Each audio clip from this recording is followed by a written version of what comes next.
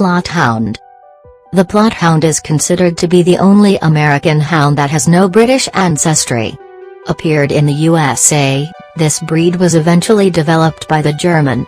This more than 200 years old breed is not for everyone and not for everywhere. It needs much space to hunt or just to roam around. If you decided to acquire the Plott Hound, you need to be very responsible and spend a lot of time with your dog, but it will fill your life with a lot positive moments. Of the 7 breeds of United Kennel Club registered coonhounds, the Plott Hound does not trace its ancestry to the foxhound. And, of those 7 breeds, we can be most certain of the Plott's heritage and the men most responsible for its development.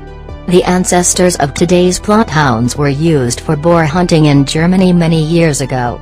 Originally from Germany, in 1750 Johannes George Plott emigrated to the English colony of North Carolina.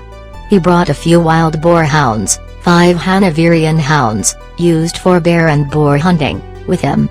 These dogs had been bred for generations for their stamina and gameness.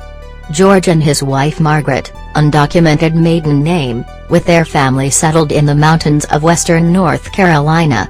Though there is no evidence that George ever came to western North Carolina, his son Henry settled there around 1801 to 1810, as census discloses, and was responsible for the Plott Hound legend of an incredible big game dog. The Plott Balsams are a mountain range that carries the family name to this day. Plott supposedly kept his strain entirely pure, making no outcrosses. In 1780, the Plott pack passed into the hands of Henry Plott.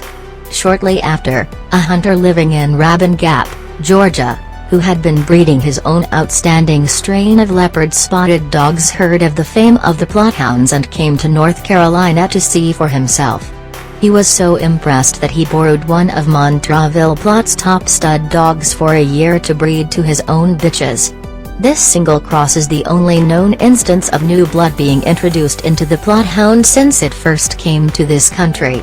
Eventually Montana decided not to continue this breeding practice and gave all the leopard dogs away, returning to his original breeding practices.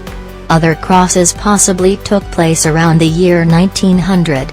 Ferguson, a neighbor of the Plott family in North Carolina in those days, was a major influence on the Plott breed.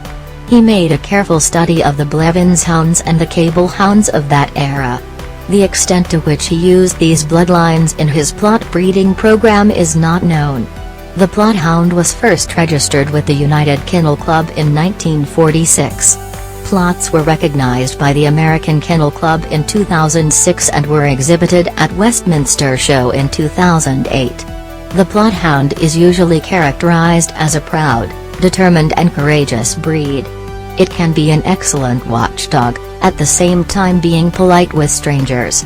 The Plott Hound suits best for those families, in which children interact with dogs nicely. With other canine animals the Plott Hound keeps in, besides it can be taught to respect cats, other pets and animals as well. Just remember, that with each dog you need eyes on the back of your head to know what it is doing. The Plott Hound isn't easy to groom. Brush your dog once per week to give its coat more brilliance. This breed don't need frequent bathing. The most important thing is to check and clean ears of your dog to prevent infections.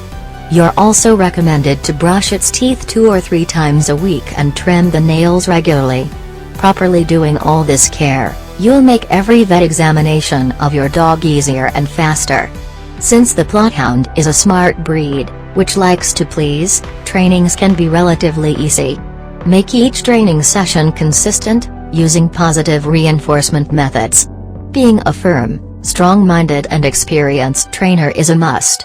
If you want to prevent your dog from aggression and make it obedient, begin socialization from the puppyhood.